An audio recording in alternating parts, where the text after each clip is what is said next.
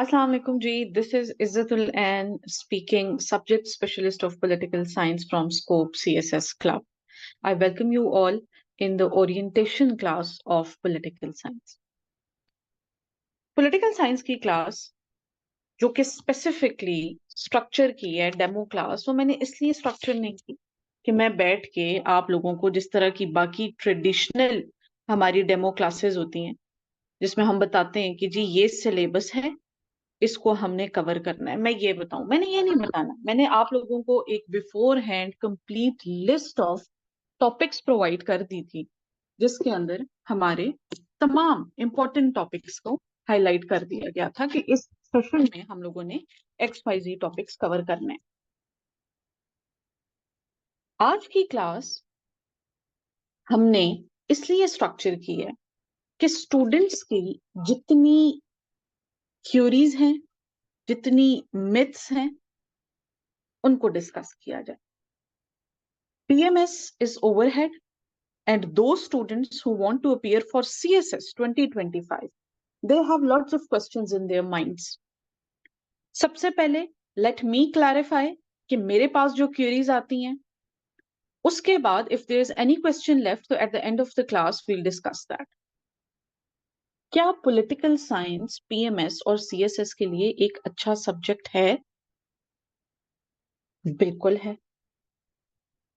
क्या political science lengthy है? नहीं है। आपने एक पेपर जो 100 नंबर का तैयार करना है, जितनी एफर्ट आप उस एक पेपर पे करेंगे और उसी के साथ अगर एक और ऑप्शनल पे जितनी एफर्ट करेंगे, इसी तरह पॉलिटिकल साइंस के भी 2 पेपर्स हैं, उन पे भी उतनी ही एफर्ट लगेगी, इक्वल अटेंशन मिलेगी, इक्वल एफर्ट लगेगी।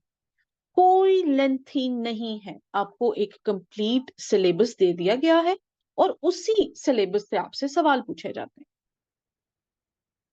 क्या पॉलिटिकल साइंस एक ओपन एंडेड सब्जेक्ट है या क्लोज एंडेड सब्जेक्ट है? मतलब सवाल एग्जामिनर कैसे दे सकता है?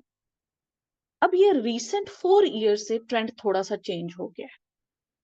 इस चीज को मैं थोड़ा सा एड्रेस करना चाह रही थी। रीसेंट 4 ईयर्स में जो पॉलिटिकल साइंस पेपर 2 है, उसमें हमारे पास करंट अफेयर से रिलेटेड कुछ सवाल आते हैं, विच शोज कि आपका जो मेजर ऑप्शनल है उसमें भी आपकी करंट अफेयर्स कहीं ना कहीं हाईलाइट हो रहे होते हैं। क्या पॉलिटिकल साइंस क्रैमिंग है? रट्टा मारना है? नहीं मारना रट्टा। आपने अपना कॉन्सेप्ट क्लियर करना है, आपने चीज को समझना है। एक थ्योरी है, उस थ्योरी को समझना है और उसको फर्दर रिलेट करना है।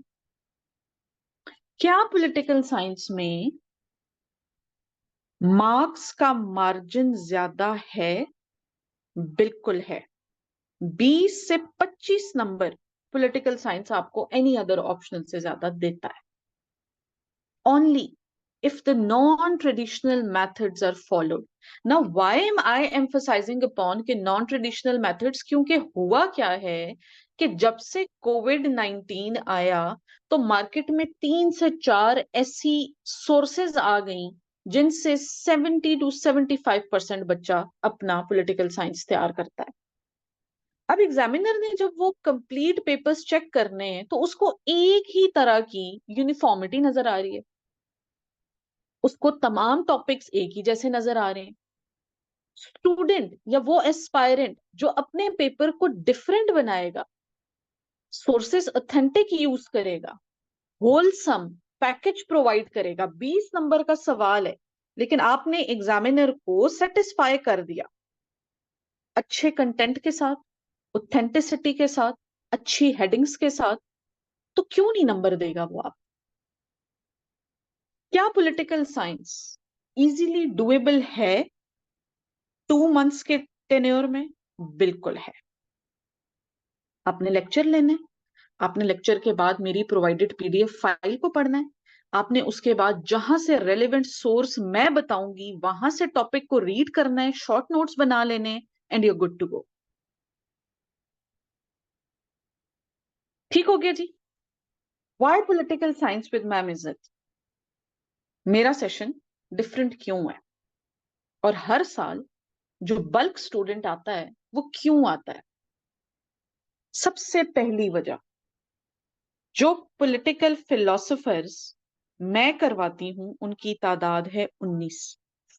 अब इसमें इंपॉर्टेंट फिलोसोफर्स हम बड़ी डिटेल में पढ़ते हैं, जो अनइम्पॉर्टेंट फिलोसोफर्स हैं हम उनको भी टच करते हैं, हम उनकी जिस्ट को देखते हैं, क्योंकि बच्चे ये वेस्टर्न फिलोसोफर्स आपका एसेट हैं, asset for the complete CSS preparation. These philosophers are going to aid you in essay. These philosophers are going to aid you in criminology, in philosophy, in political science itself, in Pakistan affairs as well. Gender studies में भी, ठीक है जी। मुस्लिम philosophers भी हम maximum cover करेंगे, important plus unimportant दोनों। ये जो दोनों फिलोसोफर्स हम कवर करेंगे, इनका फायदा हमें होगा बेसिक कॉन्सेप्ट्स में। बेसिक कॉन्सेप्ट्स में वो आपसे 40 नंबर के 2 सवाल पूछता है।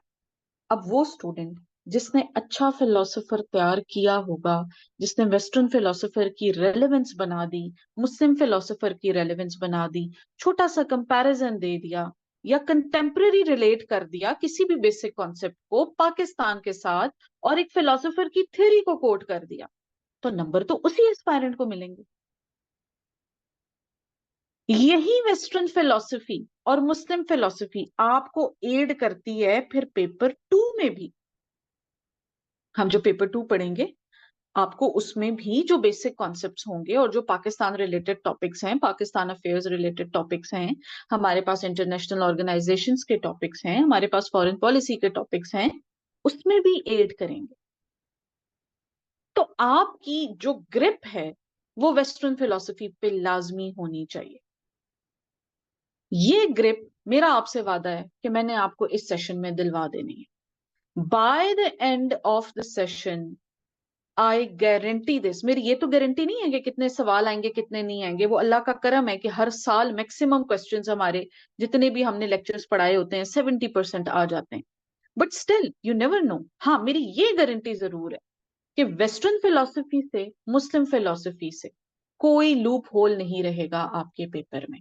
We will prepare it in the best possible manner. ठीक हो गया जी? यहां तक सबको क्लियर है? तो फिर आगे चलते हैं। अब एक और बात, what is the bonus of this session? पहले तो मैं ये बात बता दूं कि ये सेशन मेरे पीएमएस और सीएसएस वाले वो बच्चे जो अपीयर हो रहे हैं 2025 में और पीएमएस पंजाब में, प्लस हमारे पास लेक्चरर की पोस्ट आई हुई है केपी की, एफपीएससी की, उनके लिए भी बहुत बेनिफिशियल। मैंने इस कंप्लीट सेशन का ब्रेक डाउन इस तरह से किया है कि पहले मैंने आपको पढ़ाना है बेसिक, आपकी बेस बन गई, आपको फिलॉसफी पे ग्रिप आ गई, उसके बाद मैंने आपको स्टेप बाय स्टेप ऊपर लेके जाना है, मुश्किल कॉन्सेप्ट्स को आसान तरीके से समझाना है, डिफरेंट करके समझाना है, कोई ट्रेडिशनल सोर्सेज से थोड़ा हट कर चीजों को लेकर जाना है, क्योंकि 70% बच्चा ऑलरेडी वो 2 किताबें लेके पढ़ रहा है। You have to make the difference. Even if you are following दो सोर्सेज, आपने करना क्या है, आपने अपनी पेपर अटेम्प्टेशन में डिफरेंस क्रिएट करना है। Another bonus of my this session is that I want the utmost satisfaction of my students. I do not compromise on this thing. यही आप जैसे बच्चे आते हैं, सेशन पढ़ के मैक्सिमम बच्चों का 65 to 70 स्कोर रहता है। सी लॉ वाले बच्चों का भी 74, 75, 76 तक का स्कोर रहता है।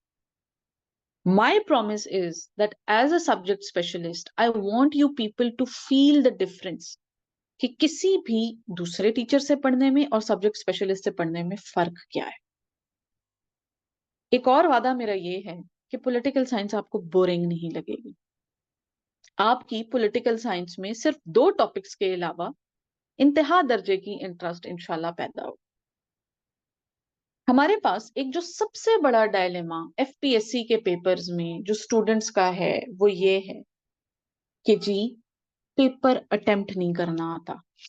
स्टूडेंट ने पढ़ लिया, कंटेंट भी आ गया, नोट्स भी बन गए। नोट्स पे भी मैं आती हूँ कि नोट्स में कैसे प्रिपेयर करवाती हूँ। स्टूडेंट को पेपर अटेम्प्ट नहीं करना आता। What do I mean by paper attemptation? सब कुछ करके पेपर में लिखा हुआ आ गया कमेंट, कितनी डिटेल देनी है, बच्चा ब्लैंक है इधर। पेपर में लिखा हुआ आ गया एक्सप्लेन, आपको नहीं समझ आ रही मैं कितना एक्सप्लेन करूं। पेपर में लिखा हुआ आ गया जस्टिफाई, कंपेयर, वो आपको कहता है क्रिटिकली एनालाइज, यहां पर बच्चा हो जाता है ब्लैंक। वो जो पूरी तैयारी की हुई थी ना 200 नंबर की, यहां पे सारी कंफ्यूजन में चेंज हो जाती है। नहीं पता चल रहा होता मैं इसको 20 नंबर में कितना एक्सप्लेन करके दूं, चीज को किस तरह से कंपेयर करके दूं। अगर मैं कंपैरिजन कर रहा हूं तो क्या मैंने सिर्फ सिमिलैरिटीज लिखनी है या डिससिमिलैरिटीज भी लिखनी है? क्या कंपेयर के साथ मैंने कंट्रास्ट करना है या नहीं करना? इस पे एक कंप्लीट डिटेल्ड मेरी क्लास होगी, जिसमें मैंने आपको ये तमाम टिप्स एंड ट्रिक्स समझानी। कोर्स कितना कवर होगा जी? कोर्स इंशाल्लाह ताला हमारा 85% इस सेशन में कवर हो जाएगा। अच्छा, वो बच्चे जिनके जहन में ये एम्बिग्विटीज होती हैं कि हमने 100% कोर्स जो एफपीएससी का दिया हुआ है 2 पेजेस पे जो लिखा हुआ आता है पोल साइंस पेपर 1 का और पेपर 2 का, वो कवर करना है, ऐसा कोई मेंटोर मिले, ऐसा कोई टीचर मिले, वो पॉसिबल ही नहीं है। ना बच्चों के लिए, ना मेंटोर के लिए। आपके पास होता है टाइम कम, आपने ग्रास्प करनी होती है चीज, अटेम्प्ट करना होता है पेपर 100 नंबर का। हाँ, अगर तो आपके पास टाइम ज्यादा है, आपने थीसिस लिखनी है, आप अपनी एमफिल में मेरी हेल्प चाहते हैं, तो I am always here. CSS PMS के लिए इनफ डेटा होगा इस कंप्लीट सेशन में। ठीक हो गया जी। अब एक बात याद रखनी है, before I move forward towards our first topic that we are going to study today, सिर्फ एक चीज, मैंने इस सेशन में 4 ग्रेडेड असाइनमेंट्स को ऐड करवाया है। मैंने ये असाइनमेंट्स चेक करनी है, इनकी डेडलाइन देनी है, आपको मैंने इसमें देने हैं मार्क्स, मैंने आपको इसमें करना है गेज कि जी अच्छा if I am the examiner, तो मैं देखूं कि मेरे बच्चे को कितनी समझ आई हुई है मेरे ही पढ़ाए हुए टॉपिक्स, और सवाल दे दूं तो ये किस हद तक अटेम्प्ट कर सकता है या कर सकती है। अब इन मार्क्स पे ना आपने काम करना है, ये आपके लिए गोल्डन चांस है। लिखें, लिखकर चेक करवाएं, एवेलुएट करवाएं। The more you will write, the more better you will be able to perform in the paper. दूसरी बात यह है कि पॉलिटिकल साइंस पेपर 1 में आपने सिर्फ फिलोसोफर्स की फिलोसफीज को कोट करना है, खुद से फिलोसोफर नहीं बनना। I will provide enough knowledge, enough content, enough material to quote it. खुद से फिलोसोफर नहीं बनना। ब्लंडर है कि अगर आप फिलोसोफर की हाँ, unless you are asked to, पूछा हुआ है तब आप अपनी राय दे सकते हैं। उसने आपको कह दिया है कि मुझे आप क्रिटिकल एनालिसिस करके बताएं, तो वो फिर हम सीख लेंगे। But if you not asked to, तो आपने खुद से फिलोसोफर नहीं बनना। एक्सट्रीम क्रिटिसिज्म नहीं करना। वेस्टर्न फिलोसफी पे बहुत से बच्चे क्या करते हैं, सवाल अटेम्प्ट कर दिया 5 पेजेस का, अब लास्ट 2 पेजेस पर सिर्फ और सिर्फ क्रिटिसिज्म लिखकर आ गए। नहीं करना। जब तक पूछा नहीं गया तब तक मत कहें। बहुत दिल चाह रहा है 1 लाइन में, 2 लाइन में, 3 लाइन में, चलो पैराग्राफ लिख दो, बस, इससे ज्यादा नहीं। आपसे एग्जामिनर पूछता है फिलॉसफी, वो आपको गेज करता है कि इस बच्चे के पास कितना नॉलेज है, इस बच्चे के पास कितना कॉन्टेक्सचुअल नॉलेज है, कितना पढ़ के आया है। उसके लिए क्या जरूरी है कि हम हर फिलोसोफर का कॉन्टेक्स्ट पढ़ें, कि वो क्या हालात थे, कौन सी सरकमस्टांसेस थी जिन्होंने मजबूर किया इस XYZ फिलोसोफर को अपनी फिलोसफी देने। वो हम लाजमी पढ़ेंगे। अब बहुत से बच्चे क्या करते हैं कि जी, मैंने जैसे कि आपको बताया कि अगर आपका स्ट्रक्चर वीक है ना आंसर का, तो आपके नंबर नहीं आने। ये बात मैंने आप लोगों को मास्टरी, जो हमारा CSS मास्टरी का सेशन चला था, उसमें भी मैंने बताया था। जिस बच्चे के पास कंटेंट है, स्ट्रक्चर ठीक नहीं है आंसर का, अगर आपको ये लगता है कि सिर्फ एस्से का स्ट्रक्चर ठीक होना चाहिए, बाकी के 11 पेपर्स को आप इसी तरह, नहीं। Political science is a major optional, 200 number का आपका ऑप्शनल है, it can make a huge difference in your allocation also. PMS वाले स्टूडेंट्स, आपकी एलोकेशन में पॉलिटिकल साइंस एक बहुत मेजर रोल प्ले करता है। आई रिपीट, अगर आपका स्ट्रक्चर स्ट्रांग है, अगर आपका आंसर उस तमाम एसेंशियल्स पर उतरता है जो एग्जामिनर आपसे मांग रहा है, you are good to go. If not that, sorry to say, आपके जितने भी अच्छा आप लिख के आए हुए, आपने स्ट्रक्चर को फॉलो नहीं किया हुआ, आपने एक प्रॉपर तरीके से आंसर प्रेजेंट नहीं किया हुआ, अटेम्पटेशन टेक्निक नहीं यूज की हुई, आपके नंबर नहीं आएंगे। गपशप नहीं चलती। 9th मैट्रिक के बोर्ड्स के एग्जाम्स की तरह ये वाले पेपर नहीं है। इस पे आपका मेरिट डिसाइड होता है, ठीक है? तो इस वजह से आपको, you people have to take it seriously. अब बात ये है कि स्टूडेंट्स क्या करते हैं, इंट्रोडक्शन लिखा और इंट्रोडक्शन के फौरन बाद हेडिंग दे दी थ्योरी, कोई सी भी थ्योरी। फॉर एग्जाम्पल, हमने मेकियावेली पर सवाल कर दिया, मेकियावेली की थ्योरी, पावर पॉलिटिक्स पर स्टूडेंट लिखना शुरू हो गया। इससे पहले क्या हुआ था, ये थ्योरी क्यों दी गई थी, हालात कौन से थे, एज कौन सी चल रही थी, पीरियड कौन सा था, रेनेसांस था, डार्क एजेस था, एनलाइटमेंट था, क्या था जिसने मजबूर किया है मैकियावेली को ये थ्योरी देने पर।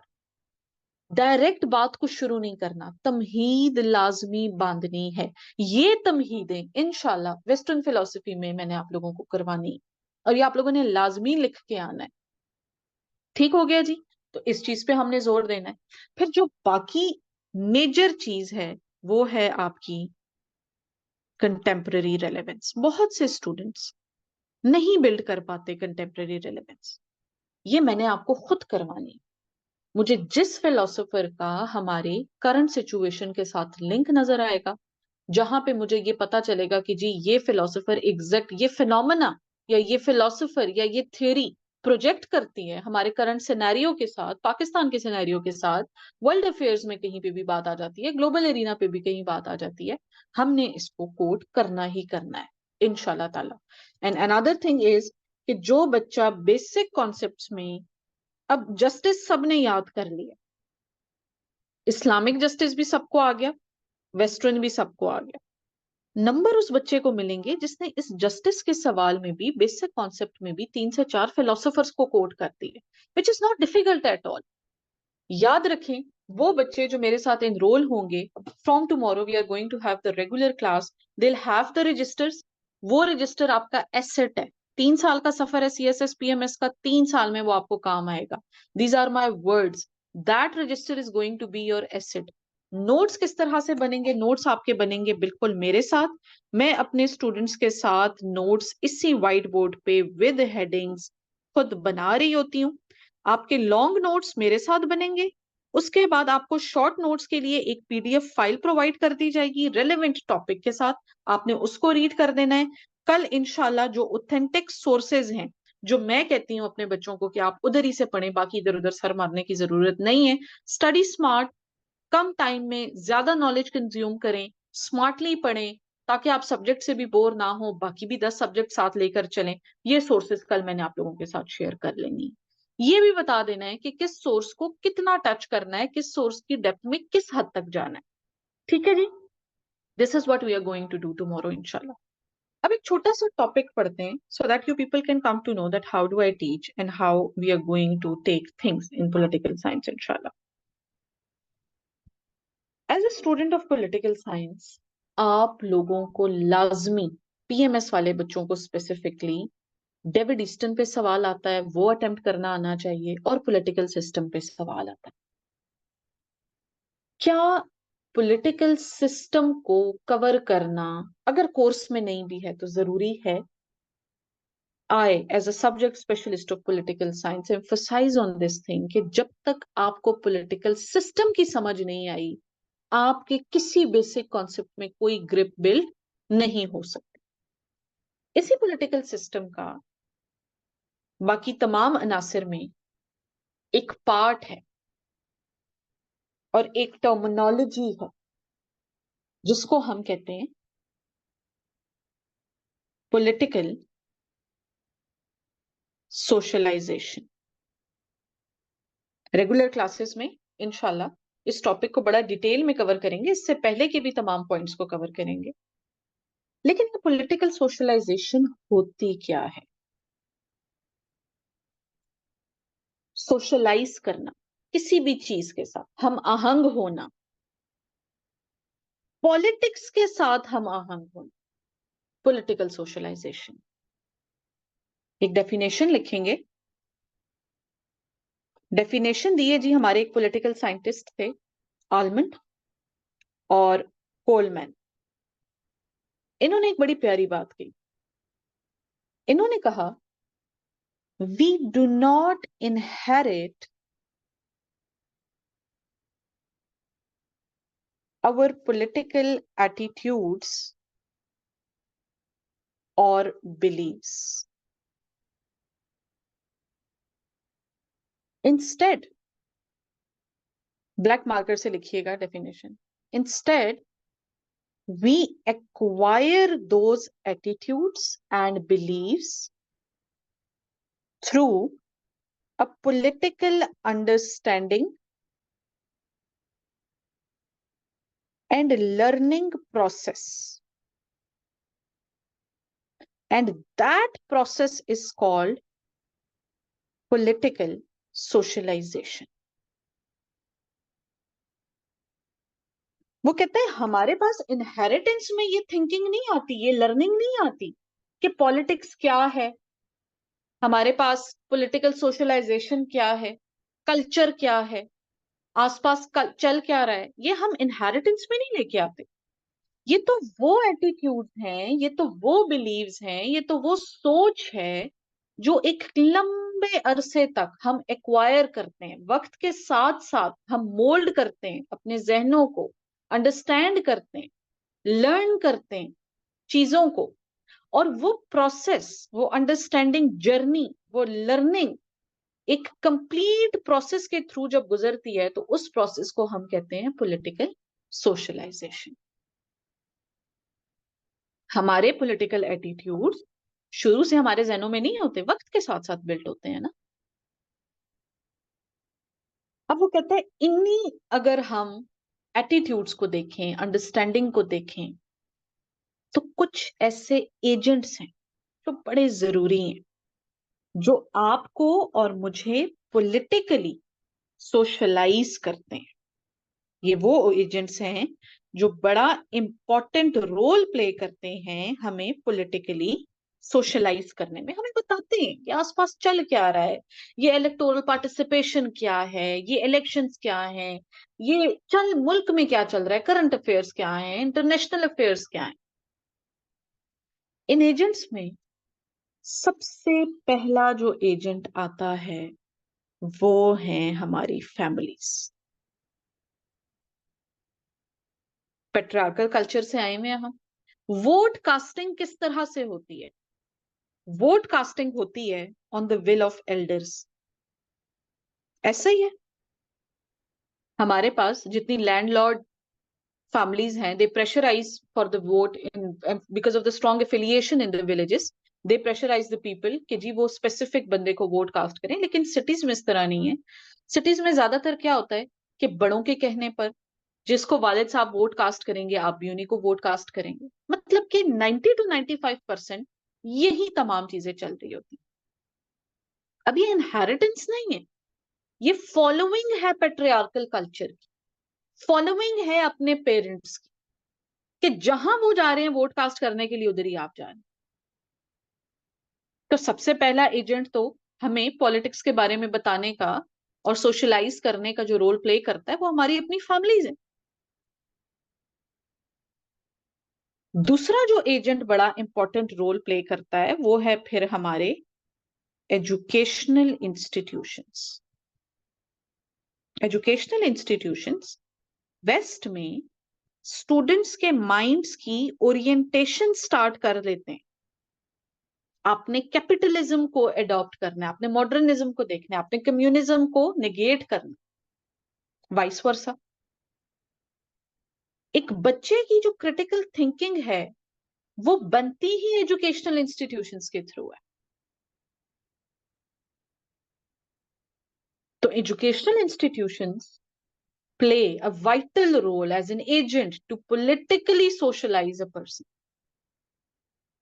क्या हम तीसरा इंपॉर्टेंट एजेंट, क्या हम मीडिया को सुनते हुए अपने ओपिनियंस किसी भी पॉलिटिकल इशू को देख लें मोल्ड नहीं करते?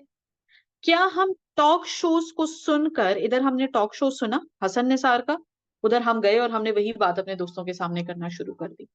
टॉक शोज के थ्रू, आर्टिकल्स के थ्रू, न्यूज़पेपर्स के थ्रू हम क्या करते हैं? हम खुद को एक जर्नी से गुजारते हैं, हम एक्वायर करते हैं ये बिलीव्स, हम एक्वायर करते हैं ये अंडरस्टैंडिंग कि पॉलिटिकली मुल्क में चल क्या रहा है। तो जो थर्ड मेन एजेंट है वो है हमारी मीडिया। इसी मीडिया पर एक केस स्टडी लिखें।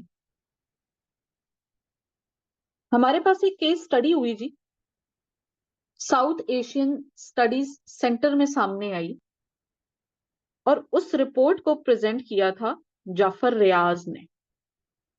जाफर रियाज ये कहते हैं कि media plays a vital role in educating people about politics. Nearly 75% of the people are educated about the political socialization through media. एक और केस स्टडी ये है कि after 2015 majority of the young population मतलब आपके 18 से 35 साल के लोग, they have politically socialized themselves since 2015, maximum number of young generation. अब अगर आप कह दें कि इसमें किसी एक लीडर का रोल था, किसी एक पॉलिटिकल पार्टी का रोल था, व्हाटसोएवर, लेकिन हमने ये चीज विटनेस की है।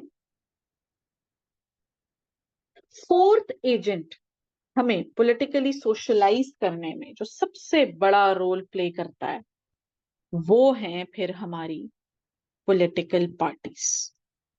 आप किसी भी XYZ पॉलिटिकल पार्टी को तभी फॉलो करते हैं जब उनकी कैंपेन्स आपके माइंडसेट के साथ अलाइन होती हैं। वेस्ट में ये कैंपेन्स बड़ी हाईली स्ट्रक्चर्ड होती हैं, बड़े हाईली स्ट्रक्चर्ड कॉन्सर्ट्स होते हैं, हमारे यहां भी होते हैं, जलसे, कमिटमेंट्स।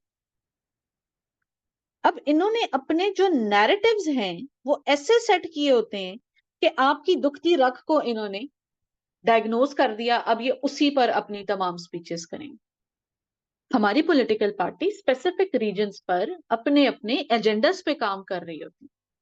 जैसे आप सुनते हैं ना, रोटी कपड़ा और मकान, वोट को इज्जत दो, नए घर नई नौकरियां, ये उन डिप्राइव्ड लोगों को एक्चुअली अपनी तरफ अट्रैक्ट करना होता है, जिनको पता होगा कि कल ये पॉलिटिकल पार्टी जीतेगी तो इससे मेरे लिए ये काम करना।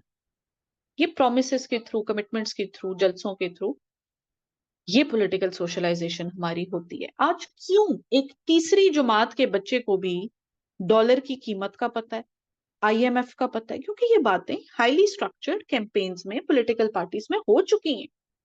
तो वो बच्चा क्या हो रहा है? वो पॉलिटिकली सोशलाइज हो रहा है through political parties. Fifth most important agent is the religious factor और द मदरसा सिस्टम।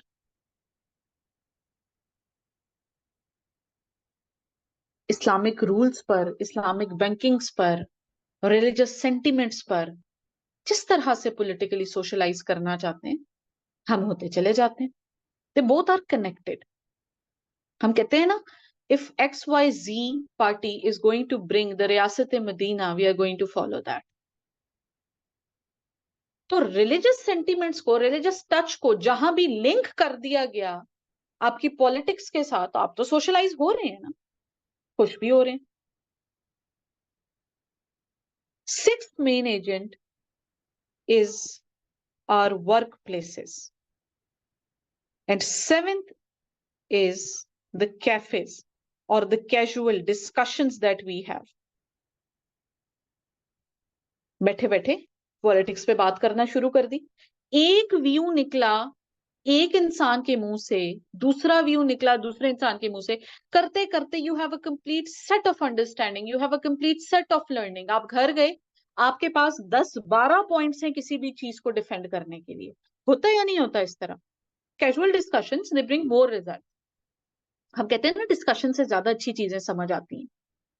तो साइकोलॉजिकल फिनोमेना है कि जब आपने कैफेज में बैठकर या चाय के ढाबों पे बैठ के डिस्कशंस करनी है, तो they bring more results. What is the importance of this political socialisation? ये क्यों जरूरी क्यों है? जब आपको पॉलिटिक्स की नो हाउ होगी, तो फिर ये नीचे 4 काम होंगे। सबसे पहली चीज, political socialisation brings enlightenment in the people. आपको शऊर आ जाता है, मेरे मुल्क में हो क्या रहा है, चीजें चल कैसी रही हैं, क्या मेरे मुल्क के ये कवानीन, ये उसूल, ये रूल्स, ये रेगुलेशंस लेजिटिमेट हैं या नहीं है, कितने अच्छे हैं ये कवानीन। इस हद तक आपकी आवाम को सेटिस्फाई करते हैं, ये सेंस डेवलप हो जाती है, ये नो हाउ आ जाती है। थर्ड मोस्ट इंपॉर्टेंट थिंग, जब आप पॉलिटिकली सोशलाइज होते हो, तो वो ये है कि आप पॉलिटिकल सिस्टम को जज कर सकते हो। आप पॉलिटिकल सिस्टम को जज कर सकते हो। फोर्थ मेन चीज ये है, it helps you to develop your political culture. Political culture एक अगेन पूरा टॉपिक है, इसको भी डिस्कस करेंगे। Then it provides the basis for the input of political system. Input output एक कंप्लीट टर्मिनोलॉजी है जो हमारे पास प्रेजेंट की है डेविड ईस्टन ने, कि किसी भी पॉलिटिकल सिस्टम में डेविड ईस्टन मॉडल, उसको हम पढ़ेंगे इंशाल्लाह, तो आप लोगों को समझ आएगी कि इनपुट कौन देता है, आपकी आवाम देती है। किसी भी पॉलिटिकल सिस्टम को देखते हुए आवाम अपनी इनपुट में देती है अपनी डिमांड्स, और आउटपुट में आपका पॉलिटिकल सिस्टम रेसिप्रोकेट करता है उन्हीं डिमांड्स पे बनाई जाने वाली पॉलिसीज। इसको हम पढ़ेंगे डिटेल में, समझेंगे भी इंशाल्लाह। तो जी, this is what political socialisation is. These are the agents that play a vital role in politically socialising a person, and this is the importance. अब मैं आपको सिर्फ ये बता दूं कि political socialisation is just 5 marks का एक टॉपिक है। जब हम कंप्लीट पॉलिटिकल सिस्टम पढ़ेंगे, उसका फ्लो चार्ट बनाएंगे, उसमें आप लोगों को समझ आ जाएगा कि ठीक है, अब पॉलिटिकल सोशलाइजेशन को किस तरह से कोड करना है। क्या हम पॉलिटिकल सोशलाइजेशन के टॉपिक को डेमोक्रेसी के साथ कहीं पर रिलेट कर सकते हैं? या क्या ये हमें आजकल के हमारे डेमोक्रेटिक कल्चर में कहीं हेल्प करता है? क्या डेमोक्रेसी की और इसकी इंपॉर्टेंस में रेलेवेंसी बिल्ट होती है? होती है ना? तो इसी तरह से चीजों को लेकर चलेंगे। By the end of the session, you'll be able to attempt all the past papers, inshallah, and democracy का essay तो आप लोगों का तैयार हो ही जाएगा। This is how we are going to take things. We are going to write the definitions. We are going to obviously quote 1 or 2 case studies, क्योंकि basic topic है, basic concept है। उस पे आपने थोड़ा सा अपने टॉपिक को एलिवेट करने के लिए एग्जामिनर को 1 या 2 जस्टिफिकेशंस देनी। अब ये एजेंट सारे बच्चों ने याद किए हुए होंगे, लेकिन आपके पास अगर केस स्टडी है, आपके पास अगर एक आध रिपोर्ट है, तो वो फिर आपको नंबर दे देगी। फ्रॉम टुमारो इंशाल्लाह we are going to have a regular class. Western philosophy से स्टार्ट करेंगे। पहला टॉपिक हमारा होगा प्लेटो। प्लेटो से हम लोग स्टार्ट करेंगे और आगे तमाम वेस्टर्न फिलोसफर्स को कवर करेंगे। उसके बाद वेस्टर्न फिलोसफी जब कवर हो जाएगी तो मुस्लिम फिलोसफी को कवर करेंगे। उसके बाद इंशाल्लाह ताला बेसिक कॉन्सेप्ट्स को कवर करेंगे। उसके बाद जब पेपर 2 आएगा तो डेवलप्ड और फिर डेवलपिंग कॉन्स्टिट्यूशंस को कवर करेंगे। उसके बाद पाकिस्तान अफेयर्स को देखेंगे और वर्ल्ड ऑर्गेनाइजेशंस को देखेंगे। याद रहे, कि मैंने आपको भगाना नहीं है, मैंने तब तक आपको समझाना है जब तक आपको समझ आ रही है, जितना आप एब्जॉर्ब कर पाते हैं। ठीक है जी। तो I hope that today's lecture was helpful. कल इंशाल्लाह हमारी रेगुलर क्लास है। Those students who want to register can register before tomorrow's class. There will be no recording provided as I am sitting यहाँ पे बैठ के मैं आप लोगों को पढ़ा रही हूँ, तो I would acknowledge this thing कि आप लोग भी मेरे साथ बैठ के पढ़े। हाँ, कभी अगर बहुत कोई इमरजेंसी आ जाती है तो वो सिनेरियो डिफरेंट है। You people have the number of the coordinator. You people can contact him. कल हमारी रेगुलर क्लास इंशाल्लाह ताला स्टार्ट हो जाएगी। वाहिद का नंबर मैं आप लोगों को लिख के दे देती हूँ। It's 753634 This is our coordinator. And if there's any query, this is my number. You people can text here. Plus CSS PMS with Izzatulan. It is the Instagram handle. आप लोग वहां पर भी क्यूरी कर सकते हैं, पूछ सकते हैं। I will be answering those questions इंशाल्लाह। अभी चलते हैं जी आपके क्वेश्चन आंसर्स की तरफ।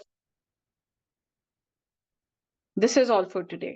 Yes, I shall see all those students who are going to register in tomorrow's class, inshallah.